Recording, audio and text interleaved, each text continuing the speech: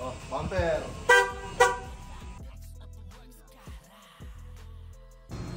Ina. Ang laki niya, no? Bakit? Ano yan? Boy, parang ikaw yung napanood ko kanina. Bakit? Yung nahuli ng asawa, nakaangat yung ano, yung hita.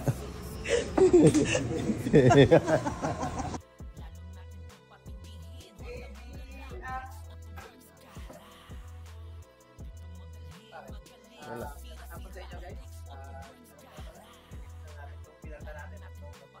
Yun. Ano ginawa natin? Pinagtan natin ito ng long condenser. Nilagyan natin ng dalawang mapakatinding fan. Kaya number 1 pa lang. Ang lamig na. Malamig ba? Malamig. Lamig, no? Malamig. Kasi nakakita nyo naman. So, yung mga kanyang radiator, maabot ng Ilocos yan. Saan? Pwede na ibiyahe sa Ilocos yan, sir. Kaya kahit saan nyo gusto ibiyahe, non-stop. Ay, si Bossing yung pwede may-ari ng Civic. So, kanina si sir, mapapansin nyo, pinagpapawisan namin. Pasok niya sa loob na sasakyan. Sa isip po niya. Ganun ang purpose ng mga nakano. So, nagpalit tayo dito ng long radiator kasi yung radiator ni Bossing sira-sira na. Nagbabawas ng kulan. Tapos yung hose, pinalitan na rin natin. Skunk yung nalagay. Pero same lang naman din to ng Samco. Kumukha lang din siya. Tapos naglagay tayo dito thermostat, thermoswitch. Ito sa gilid. Ayan. Tapos sinayos na rin natin yung wiring ng aircon. So dito nagkabit tayo ng long condenser. Ito sa ilalim. Hindi natin na-videohan kanina. Sayang, yan. Nakikita nyo naman kung paano yung itsura ng long condenser natin. So, yung sa mga fittings, yan, inayos na rin natin. Bago na rin yung mga fittings niya. Tapos, compressor nga pala. Brand new na yung nilagay natin. So, kaya napakaganda ng tabig ng aircon sa loob. Ayan, tanong natin si Bossing kung malamig. Bossing, malamig ba yung aircon? Ayun si Bossing.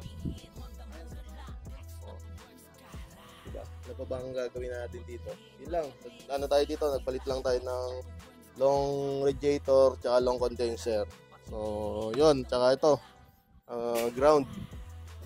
Inalis na natin yung mga sapot ng gagamba dyan. Napakaraming wire. Ito lang. Okay na yan. Basta tama yung connection. Dalawang body ground lang. Okay na yan. Sa loob naman. Wala naman tayong ginawa sa loob.